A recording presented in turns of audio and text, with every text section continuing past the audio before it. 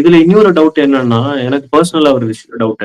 Okay. அப்போ சைமல்டேனியஸா இப்போ 3 team investigate பண்ணுமா? இல்ல இது இப்போ வந்து இல்ல. ஒருதலை பட்சமா நடக்குமா? ஒன் மெம்பர் கமிஷன் வந்து ஒன் மெம்பர் கமிஷன் வந்து பாத்தீங்கன்னா தமிழக அரசாங்கம் சட்டப்பூர்வமா கொண்டு வந்த கமிஷன். ஸோ என்கொயரி ஆக்ட் பிரகாரம் என்கொயரி ஆக்ட்ங்கிற ஒரு ஆக்ட் வந்து மத்திய அரசாங்கம் பார்லிமெண்ட்ல முன்னாடி கொண்டு வந்திருந்தாங்க. ஸோ அந்த என்கொயரி ஆக்ட் பிரகாரம் கமிஷனை ஏற்படுத்தியிருக்காங்க. ஸோ கமிஷனுக்கு வந்து பாத்தீங்கன்னா சர்டைன் டேர்ம் ஆஃப் ரெஃபரன்ஸ் கொடுத்திருந்தாங்க. அந்த டேர்ம் ஆஃப் ரெஃபரன்ஸ் பிரகாரம் கமிஷன் வந்து ரிப்போர்ட்டை கொடுப்பாங்க. ஸோ ரிப்போர்ட்ல வந்து கரூர் இன்சிடென்ட் எதனால நடந்துச்சு, அதற்கான பின்புலம் என்னது, அண்ட் இனிமே இந்த மாதிரி இன்சிடென்ட் நடக்காம இருக்கிறதுக்கு என்ன பண்ணணும்ங்கிற ரிப்போர்ட்டை வந்து கமிஷன் கொடுப்பாங்க. ஸோ அது நடந்துட்டே தான் இருக்கு, அது பிரச்சனை இல்லை.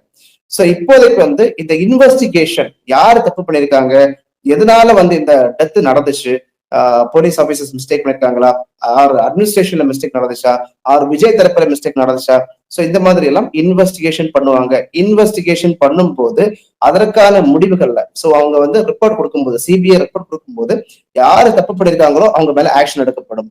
கமிஷனை பொறுத்த வரைக்கும் ஆக்ஷன் எடுக்கிறதும் ஆக்ஷன் எடுக்காம இருக்கிறதும் ஸ்டேட் கவர்மெண்ட் கையில இருக்கு. பட் சிபிஐ வந்து ஒரு ரிப்போர்ட் கொடுக்கும்போது அதுல ஆக்ஷன் எடுக்கிறதுக்கான நிறைய பாசிபிலிட்டி இருக்கு.